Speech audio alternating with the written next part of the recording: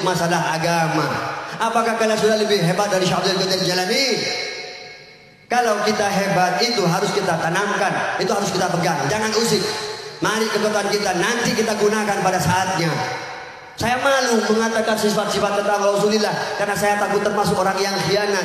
Hanya saya saja bekas dicium, dipegang sama Habib Abdullah bin Abdul Qadir radhiyallahu anhu nafa'ana. Saya bisa megang mic, bahkan disuruh sama beliau saya mau mengaji. Astagfir.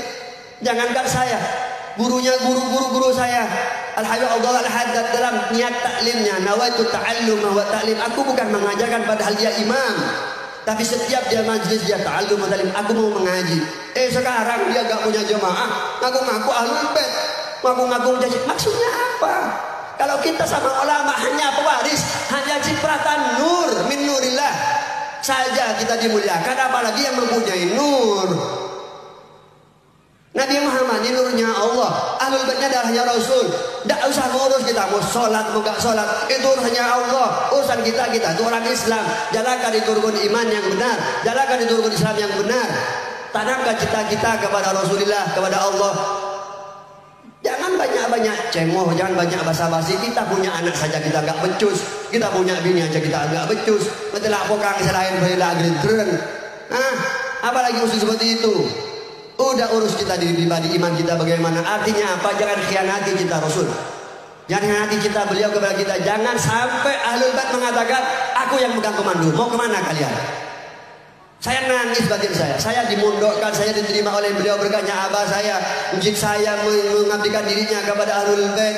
Saya diterima tanpa diselektif begitu ketat. 1 minggu saya dites di bandara langsung saya diterima. Sedangkan yang lainnya ahlul bait sendiri masih diproses 1 tahun oleh Habib Taufik, diproses 1 tahun oleh Habib Hasan, Abu Hasan, Habib Zain Baharun, dan Habaib Habib Nagib, Habib Ahmad Al-Khairat Bekasi, Habib Ahmad Jendan. Saya enggak, ini baru saja mengabdikan diri. Bagaimana kalau kita mengorbankan nyawa kita? Mungkin mulus hidup kita nanti. Beliau tidak kita ambil sama kita. Cuman bagaimana kita melayani mereka. Jangan merasa rendah kita menghormati mereka. Siapa kita? Kita gak bakalan tahu akhlak, kita gak bakalan tahu. Mungkin kita berzina tiap waktu kalau gak ada Rasulullah SAW. Allahumma shalli ala Muhammad wa ala ali sayyidina Muhammad. Ini hikmah pergumulan lebih-lebih sekarang dalam memperingati Maulid Rasulullah SAW. Mengambil berkah daripada Maulid Rasul. Tuan rumah menyelamatkan rumahnya. Mereka berharap banyak. Semoga keluarganya, rumahnya, hartanya, zamannya, waktunya, umurnya berkah dan diterima mendapat ridho Allah, mendapatkan cinta Rasul. Mari kita doakan. Akan tetapi bagaimana Allah mengabulkan doa kita? Bagaimana Allah akan menaruh nazarahnya kepada kita jikalau kita tidak bisa mengagungkan nilai-nilai sendi kehidupan? Bagaimana kita tidak tahu bahwa yang menaruh sendi-sendi kehidupan adalah Rasulullah wa ahlu baiti? Tadi sudah kita dengar sendiri. Saya tahu banyak habaib ini waliullah semua. Habaib waliullah, kekasih Allah. Tanpa wali urusannya mereka mau sholat mau dagang, urus kita orang. Kadang mereka mahbub indallah. Kalau al-alim mahbubun indallah walau kana fasiqan wal jahil ba'idun minallah walau kana 'abidan. Kalau ilmu saja Allah hormati karena berhubungan dengan apalagi ahlul bait. Karena dalam jiwa ahlul bait ada darah Rasul. Dalam jiwa Rasul ada cahaya Allah, ada ilmunya Allah, langsung Allah yang mengajarkannya melalui malaikat Jibril. Kalau kita melalui suyuh ke suyuh, jauh kita. Apalagi orang yang berilmu saja, ke dalam kalimatnya walau kana fasiqan mahbubun indallah, dicintai Allah. Wal jahil, orang yang jahil ba'idun minallah, jauh daripada Allah, walau kana abidan. Apalagi ahlul bait. Santri saja, santri saya ini, saya yang bodoh ini dihargai ke barat ke timur, diikuti dia mau mati mau apa. Hanya demi menghormati gurunya. Apalagi ahlul bait, padahal saya belum tentu saya orang alim, belum tentu saya orang taat. Hanya saja kalian belum melihat apa kemaksiatan saya yang telah saya lakukan. Saja dihormati, apalagi ahlul baitnya. Tak usah ngurus sudah itu. Ini tadi dari sore kita udah dengar kabar macam-macam. Ya Allah, kemarin begitu. Kita diuji akhir zaman, ini diuji. Ini Dajjal saja belum turun, kita udah nggak kuat. Bagaimana kalau Dajjal turun? Perkuat, rapatkan pasar kita, tanamkan rasa cinta kita, buka hati kita. Kalau kita istri saja non kelenut, istri saja kentut di depan kita, kita terima. Karena kita cinta, menjaga kesetiaan, menjaga keberkahan yang diberikan oleh orang tua karena orang tua kita ridho. Apalagi Ahlul Bait, Rasulullah ridho, Allah ridho, mencintai bahkan. Paham kira-kira insyaallah ya? Hakadha minni sekali kita memantau di sengkaulah. Banyak salawat, dengan salawat semua apa-apa yang kita inginkan Allah dapati. Apalagi berselawat dekat dengan orang ahli selawat, kita adem, ayem, diberi ilmu. Apalagi kita berselawat. Banyak orang mengatakan di Pontianak ini, Habib itu ngapain ke Bogor Timur selawat? Jangan salah, kapan madhab ini didirikan? Kapan madhab ini ada? Bukan di zamannya sahabat. Kenapa? Karena sahabat sendiri cinta kepada Rasulullah. Nyawanya dikorbankan, siap demi Allah, demi Rasulullah. Artinya apa? Dengan berselawat Allah akan tanamkan cinta kita. Begitu mendapatkan ilmu satu dipegang dengan amanahnya. Tapi berapa banyak orang yang tidak berselawat, tidak mencintai Ahlul Bait, punya ilmu tidak berguna. Pasti itu tuh, pasti. Karena ilmu datangnya yang akhlak, yang berakhlak itu dari Rasulullah dan daripada Allah Subhanahu wa ta'ala. Demikian daripada saya, mari kita banyak-banyak bersyukur. Yang kuat, seperti hanya kita kuat menerima istri kita, model apapun bentuknya. Memang awalnya istri kita cantik, kentutnya bau duren, lama nggak bau duren, kita terima.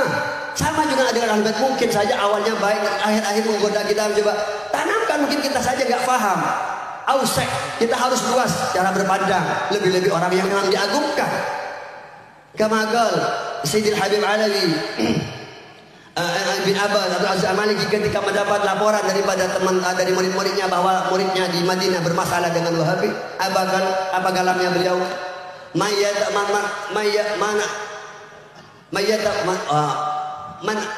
tasah ilmahu wa fahmuhu wa fiqhuhu fatas anadharuhu wa qalla ingdaruhu 'alan nas. Barang siapa yang luas ilmunya, yang luas pemahamannya, yang luas nadharahnya, maka dia tidak sempit dalam menilai saudaranya. Apalagi orang yang harus benar kita cintai, lebih bahkan wajib. Sehingga dikatakan dalam kitabnya Syekh Abdullah Al-Yamani, mengatakan dalam kitabnya, Alimu auladukum, ajarkan anak kita untuk cinta Ahlul Bait. Wajib, bahkan dikatakan di situ gila min arkanil iman, bahkan kita tulis. Karena pada di situ cahaya keimanan. Dari situ kita punya kekuatan untuk mengamalkan. Dari situ kita bisa mudah mengamalkan apa-apa yang disampaikan Rasulullah. Tawaduk lah, inilah bisa. Jangan kita angkuh sendok, kita pakai analogi. Kalau kita tidak mau memegang Al-Quran hadis, analogi sendok bukan mengkungkung begini, tapi dia begini. Ambil sendok. Seperti hanya dataran yang rendah akan mudah untuk digenangi air, tapi dataran tinggi susah untuk digenangi air. Bahkan mungkin tidak basah oleh air. Hakada orang yang takabur, hakada orang sombong, mentang-mentang menurut sana masalim. Taruh ilmu kalian juga ada artinya. Ketika engkau merasa punya alim, merasa orang soleh, di situ kamu jatuh. Jangan sampai naudzubillah, jangan sampai nanti habaib pegang komando itu gak berguna. Ini kasih beliau tawaduk, beliau di belakang, dikasih ketia, dikasih ustaz, kok malah sombong. Ketika Habib mencoba untuk memimpin kalian, nggak terima, kalian merasa hasut, iri, dengki. Jangan begitulah.